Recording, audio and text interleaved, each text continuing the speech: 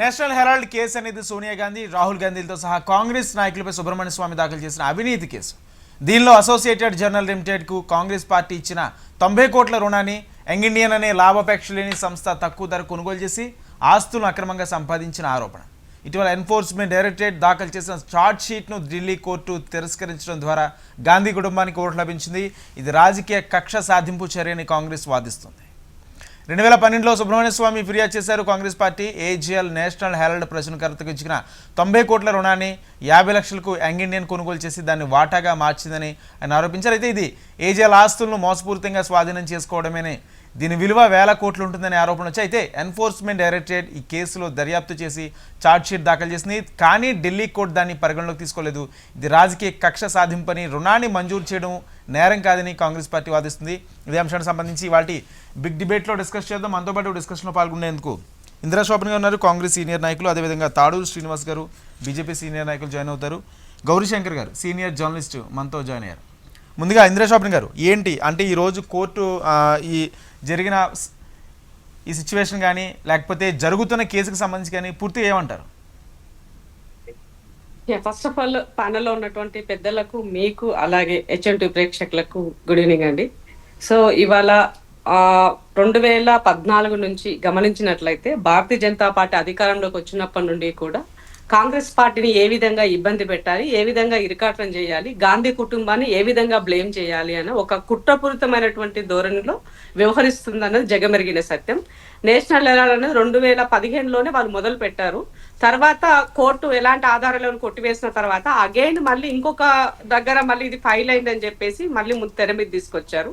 So నిన్న ED పైన ఏ విధంగా కోర్టు మొట్టికాయలు వేసిందో మనం చూసాము. సో నిజంగానే ఇక్కడ మనీ లాండరింగ్ జరిగినా, లేదనుకుంటే ఏమైనా అవకతవకలు జరిగినా, ఏదైనా అయ్యింది అంటే మీ దగ్గర ఆధారాలు ఉంటే నిన్న మీరు కోర్టు ముందు చూపించుండొచ్చునేమో. బట్ అదేది జరగలేదు. కోర్టు కొట్టివేసి మొట్టికాయలు వేసి నీళ్ళకు నీళ్లు పాలకు పాలు తేల్చిందని చెప్పాల్సినటువంటి అవసరం అయితే ఉంది. ముఖ్యంగా గమనించాల్సింది అంటే భారత సమాజం అంటే ఇక్కడ గాంధీ కుటుంబం కానీ, నెహ్రూ కుటుంబం కానీ ఇక్కడ అంటే కటిక దరిద్రంలో ఎన్నడైనా ఉన్నారా? దేశ స్వతంత్రం కోసం వాళ్ళ ఆస్తులు అమ్ముకొని పెట్టినారు, ప్రాణ త్యాగం చేసినారు. సో ఇంత చేసినటువంటి వాళ్ళకి ఇవాళ మనం ఇస్తుంది ఏంటి? ఏ రకమైనటువంటి ఒక ఆరోపణ చేస్తే కూడా దానికి ఒక పస అనేది ఉండాలి. సో టెక్నికల్ గా మన దగ్గర ఏమైనా ఎవిడెన్స్ ఉండి నిజంగానే మీరు ఆ తప్పు చేశారని ప్రూవ్ చేస్తే ఎవరైనా నమ్ముతారు. ఇవాళ వాళ్ళ ఆస్తులని ఈ దేశం కోసం, స్వతంత్ర పోరాటం కోసం ఖర్చు పెట్టినటువంటి నెహ్రూ కుటుంబంలో 1938 పత్రిక, నేషనల్ హెరాల్డ్ పత్రిక స్థాపించింది ఎవరు? నెహ్రూ గారు కదా తెచ్చింది. స్వతంత్ర పోరాటంలో కీలక పాత్ర పోషించి కదా. తర్వాత దాన్ని ఇంగ్లీషు, హిందీకి సంబంధించిన లాంగ్వేజ్ లోకి కన్వర్జేషన్ కోసం నడిపించినటువంటి వ్యవస్థ కూడా కాంగ్రెస్దే కదా. మరి అట్లాంటప్పుడు ఇవాళ సడన్ గా దానిని కాంగ్రెస్ పార్టీ, రాహుల్ గాంధీ గారి దగ్గర ఏమీ లేనట్టుగానే, సోనియా గాంధీ గారి దగ్గర ఏమి లేకుండా రోడ్డు మీద ఉన్నారేమన్నట్టుగా వాళ్ళు ఆ ఆస్తులు తీసుకొని వాడుకున్నారు అనే విధంగా మీరు ఇవాళ ఒక యంగ్ ఇండియా ఏదైతే యంగ్ ఇండియా లిమిటెడ్ స్థాపించిన తర్వాత దాని ఆస్తులు, అప్పులు అన్ని ఏమున్నాయి అన్ని తీసేసుకున్నది. దీని ద్వారా మొత్తం అంతా జరిగిపోయిందని సుబ్రహ్మణ్యం గారు ఇచ్చిన దానికి ఒక ఎఫ్ఐఆర్ కూడా లేకుండా కేసు ఫైల్ చేసినామని చెప్పేసి మీరు ఇంత నానా యాగి చేస్తే ఇవాళ ఏం సాధించారు?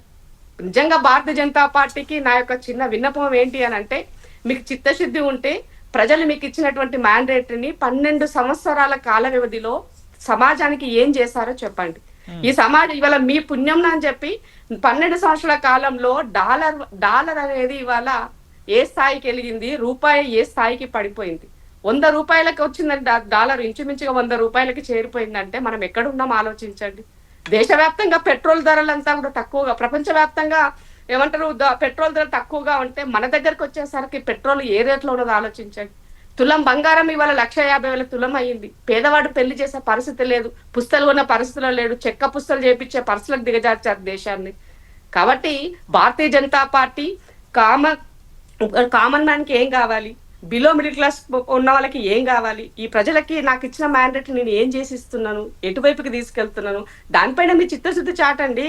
ఇవాళ మీరు మేక్ ఇన్ ఇండియా అని చెప్పారు. మేక్ ఇన్ ఇండియా చెప్పిన దాంట్లో మేక్ ఇన్ ఇండియా చేసి ఎంత మీరు ఎక్స్పోర్ట్ చేస్తున్నారు, ఏం చేస్తారు దాని గురించి చెప్పండి. కాబట్టి వీటిపైన చర్చలు పార్లమెంట్ లో లేవకుండా, ఆ చర్చనే రానియకుండా పూర్తిగా వాళ్ళు అనుకున్నటువంటి పొలిటికల్ ఎజెండాలో చర్చ మొదలు పెట్టారు. లేనటువంటి నెహ్రూ గారి గురించి చర్చ వస్తుంది, లేనటువంటి దాన్ని వందే మాత్రం గురించి చర్చ వస్తుంది.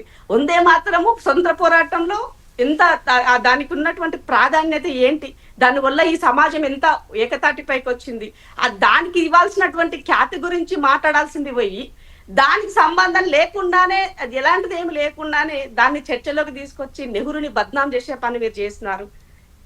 అసలు మీరు స్వతంత్ర పోరాటంలో మీ పాత్ర ఏంటి చెప్పండి, ఎక్కడున్నారు మీరు? మీరు చేసినటువంటిది ఏంటి? జెండాని ఎగరవేసినటువంటి, వందే మాత్రం అని జెండా ఎగరవేసిన వాళ్ళ మీద 4 పైన కదా మీరు కేసులు పెట్టింది. అది ఇంకా ఎఫ్ఐఆర్ ఫైల్ రీసెంట్ గా మన పార్లమెంట్ లో కూడా చూసాం.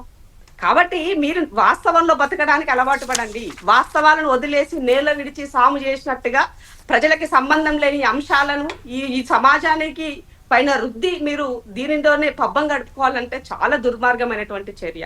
ఇవాళ మన్రేగా చూడండి, మన్రేగా మహాత్మా గాంధీ పేరు. మహాత్మా గాంధీ ఎవరండి? జాతిపిత. వాళ్ళు చేసిన పోరాటాలకు వాళ్ళ స్కీముల పైన వాళ్ళ పేరు పెడితే అసలు గాంధీ అనే పేరు ఎందుకు వచ్చిందని అక్కడ గ్రామ స్వరాజ్యము ఉండాలని కోరింది గాంధీ. ఆ దిశగా ఈ దేశానికి పట్టుకొమ్మలు గ్రామాలని చెప్పింది గాంధీ. అట్లాంటి గ్రామీణ ఉపాధి కోసం ఇచ్చే స్కీమ్ ఆయన పేరు పెడితే ఆ పేరు తీసేసి రామ్జీ అనే పేరు తీసుకొచ్చి, రాముడు అంటే మీరు రాముడు వ్యతిరేకిస్తురా, రాముడు ఉన్నాడు కాబట్టి రాద్ధాంతం చేస్తుండ్రా. ఏంటండి రాజకీయాలు ఎక్కడ పోతున్నాయి? ప్రజలకు ఏమి ఇస్తున్నామో ఆలోచించండి. ప్రజలకి ట్యాక్స్ల పేరున ఎంత వాళ్ళని ఆగం పట్టిస్తున్నారు. సంపాదించిన రూపాయి వాడు తినే పరిస్థితి లేదు. ట్యాక్స్ల వైపుకే ఈ దేశం నడుస్తుంది. ఒక మాటలో చెప్పాలంటే ట్యాక్స్ల పేరు మీదనే దేశం నడుస్తుంది. అది గుర్తుపెట్టుకోండి. ఇవాళ భారతీయ జనతా పార్టీ వచ్చిన తర్వాత పూర్తిగా నీరు గార్చారు. సో ఉపాధి హామీ గ్రామీణ స్కీమ్ సంబంధించిన దాంట్లో మనకు ఉన్నదేంటి? 90%, 100%. అది వాస్తవానికి ముందు 100% కేంద్రం నిధులతో నడిచేటువంటి స్కీమ్ ని 90-10% చేశారు. అది కాస్త ఇవాళ 60-40 చేశారు. అంటే రాష్ట్ర ప్రభుత్వాలు 40% పెడితే గాని ఇవాళ ఉపాధి హామీ స్కీమ్ ముందుకెళ్లే పరిస్థితి లేదని తీసుకొచ్చారు.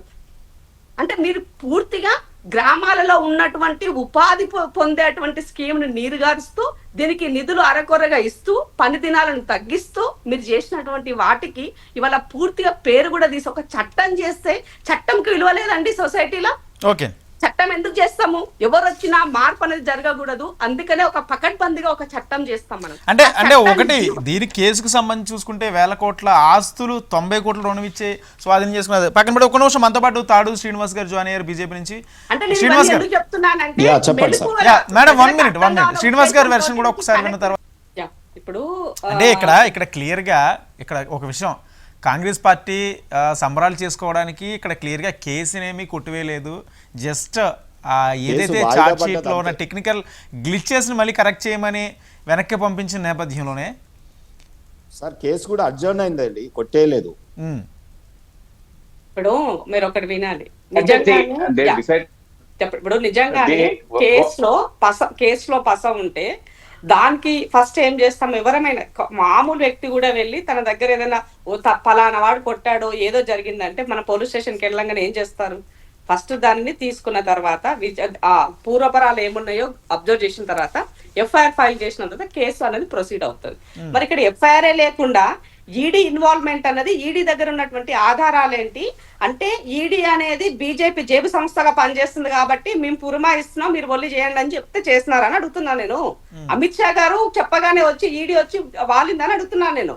ఒక వ్యవస్థ పనిచేయాల్సిన తీరుగా పనిచేయలేదని కదా ఇప్పుడు చెప్పింది కోర్టు.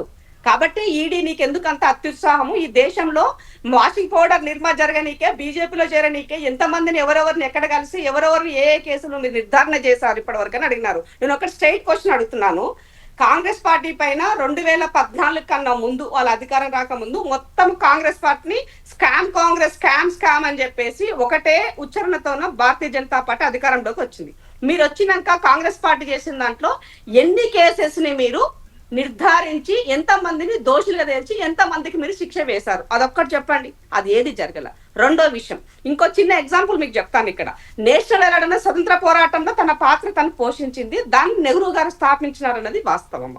2008లో ఆ పత్రిక దివాలా తీసి మూతవేయబడ్డది కూడా వాస్తవము. సో తదనంతరము ఏమంటారు, యంగ్ ఇండియా లిమిటెడ్ కి సంబంధించినది తన యొక్క వ్యవహారాన్ని కొనసాగిస్తూ వచ్చింది అన్నది వాస్తవము.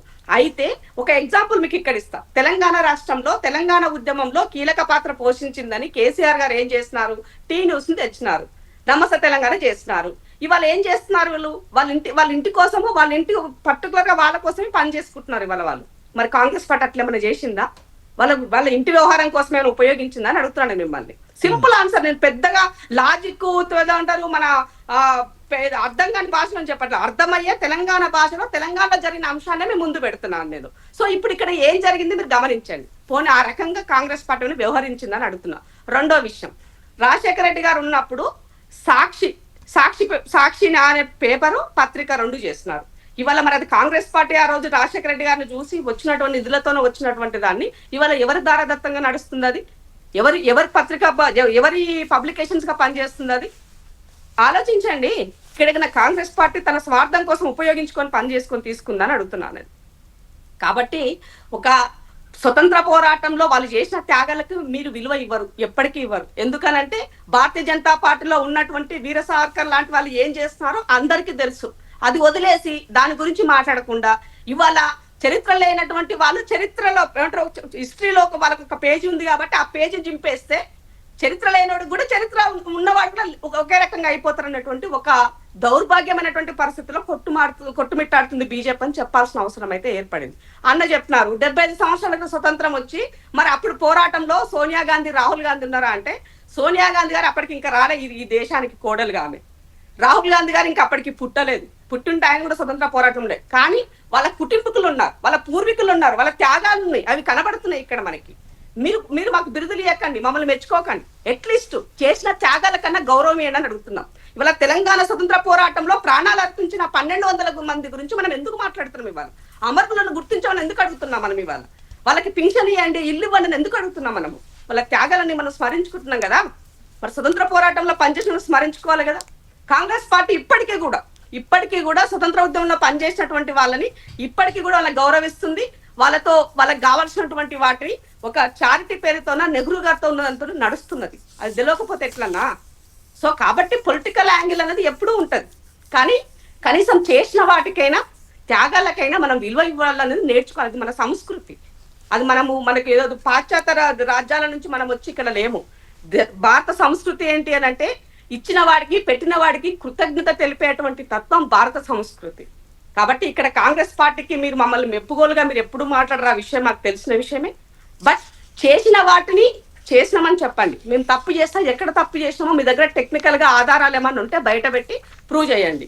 అందుకని వాళ్ళ కాంగ్రెస్ పార్టీ నిన్న మీరు చేసినటువంటి ఎఫ్ఐఆర్ లేకుండా జరిగినటువంటి దాని పేరు మీదనే, అందుకే సత్యమేవ జయతే, సత్యం ఎప్పటికైనా గెలుస్తుందని చెప్పడం జరిగింది. సోనియా గాంధీ గారు భయపడే వ్యక్తిత్వం కాదు. అంటే మన సాంప్రదాయం ఏం చెప్తుంది? ఏ దేశం నుంచి వచ్చినా ఎక్కడికి వచ్చినా ఈ ఇంటికి కోడలుగా వచ్చినప్పుడు మన వ్యవహారము మన ఇంటి పేరు మోస్తుంది, మనతోనే ఉంటుంది. కాబట్టి ఆమె మన ఇంటి కోడలని తెలియజేస్తున్నాం. మరి అంత మాత్రాన ఆమె ఇటలీ అయిపోతుందా? ఇటలీ అమ్మగారు అయిండొచ్చు, అత్తగారు అయితే భారతదేశమే కదా. భర్త చనిపోగానే మేము మొత్తం సర్దుకొని అయితే ఇటలీ వెళ్ళిపోలే కదా, ఈ దేశంలోనే ఉన్నది కదా. భర్తని పొడగొట్టుకొని బిడ్డల కోసం నిలబడి వాళ్ళ పనిచేస్తుంది కదా ఈ దేశం కోసం. 10 సంవత్సరాలు పార్టీని అధికారంలోకి తీసుకొచ్చి ఇవాళ నిలబడి పనిచేసినటువంటి వ్యక్తి ఎలా మాట్లాడతాం మనం? ఇందిరాగాంధీ చేసినటువంటి సేవలను మనం మర్చిపోతామా? ప్రతి వ్యక్తి కూడా మంచి ఉంటుంది, చెడు ఉంటుంది. అలా అని చెప్పేసి చేసిన మంచి మొత్తం అంతా తుడిచేసి కాంగ్రెస్ ఏమి చేయలేదు, మొత్తం అంతా సర్వనాశం సత్రోలు చేసినాము, భారత్ వికసించబోతుంది మేము వచ్చిన తర్వాత. చెడు గురించే కదా మాట్లాడుతున్నారు. బీజేపీ ఏమంటుందంటే ఇప్పుడు అది చెడేనే చెప్తుంది. బీజేపీ అనే కాదు, మిగిలిన నేతలు కానీ బీజేపీ కానీ, అది నేషనల్ హెరాల్డ్ కేసు అనేది చెడే కదా. చెడు చేశారు, అక్రమంగా 100 కోట్ల ఆస్తులు ఉన్నది. కేవలం ఒక భవనం అమ్మితేనే 16,000 కోట్ల రూపాయల విలువ కలిగిన. చెప్తా నేను ఒక చిన్న మాట చెప్తా. ఇవాళ ఈ రాష్ట్రంలో చాలా మందికి పేదవాళ్ళకి ఇండ్లు ఇచ్చినాం. ఇందిరాగాంధీ ఆడున్నప్పుడు భూములు వంచిచ్చింది. ఇవాళ ఆ భూమి ఎకరా ₹1,00,00,000 పోతుంది. మరి ఆ రోజు మేము ఇచ్చిన మనం తీసుకుంటాం వెనక్కి, ప్రభుత్వ సొమ్ము వెనక్కి తీసుకుందాం మనం? అది కాదు కదా. పేదోడికి ఇచ్చిన సొమ్ము ఆ రోజు విలువ ₹1, ఇవాళ దాని విలువ 1,00,00,000 అయ్యింది. అంత మాత్రాన దాన్ని మనం తీసి పడేయలేం కదా. ఆలోచించండి అని, కొంత మెచ్యూర్డ్ గా ఆలోచించండి. మీరు నేచరు కుంచుకపోయి బ్రాడ్ గా కాకుండా అక్కడే తిరుగుతున్నారు. దాంట్లోనే భారతీయ జనతా పార్టీ అదొచ్చింది సమస్య ఇప్పుడు. ఎందుకంటే త్యాగాలు చేసిన వాళ్ళకి ఇలాంటి విషయాల గురించి మాట్లాడరు ఎప్పుడు కూడా. త్యాగాలు చేయలేదు, అలవాట్లు వాళ్ళకి అవన్నీ. కాబట్టి ఇలాంటి భాషను ఎత్తుకొని పార్టీని బద్నాం చేసే పనిలో ఉన్నారు ఇవాళ వాళ్ళు. కాబట్టి మంచి పేరున్నటువంటి కుటుంబాలకి మరకలు అంటించాలి. బుడదలో రాయేస్తే ఏమైతుంది? గట్ల నడుస్తుంది వాళ్ళ దేశంలో పరిస్థితి. కాబట్టి ఎంత చెప్పినా ఏం చెప్పినా కూడా మీరు ఎన్ని ఆరోపణలు చేసి మమ్మల్ని ఎంత చేసినా కూడా మీరు ఏమి చేయలేరనా మొన్న కన్ను లొట్టబోయి గెలిచిండ్రు. నితీష్ కుమార్ గాని బాబు గారు గాని ఇద్దరు మద్దతు ఇవ్వకపోతే మీ ప్రభుత్వం లేదు ఇలా అధికారంలో. సో ప్రజలకి ఎట్లా చేరువవ్వాలని ఆలోచించండి. అది వదిలేసి కాంగ్రెస్ పార్టీ చేసిన మంచి పైన ఎప్పుడు బురద జల్ల ప్రయత్నం మీరు ఎప్పుడు మానుకుంటారో అప్పుడు మీరు బాగుపడతారని తెలియజేస్తున్నా. సో అధికారం ఉంది కాబట్టి వ్యవస్థలన్నిటి కూడా హస్తగతం చేసుకొని వాటి ద్వారా ప్రజల్ని ఇబ్బంది పెట్టాలనుకుంటే మాత్రం తిరగబడే రోజు వస్తుంది. మరో శ్రీలంక కాకుండా దేశాన్ని కాపాడతారని చెప్పి మాత్రం విజ్ఞప్తి చేస్తుంది.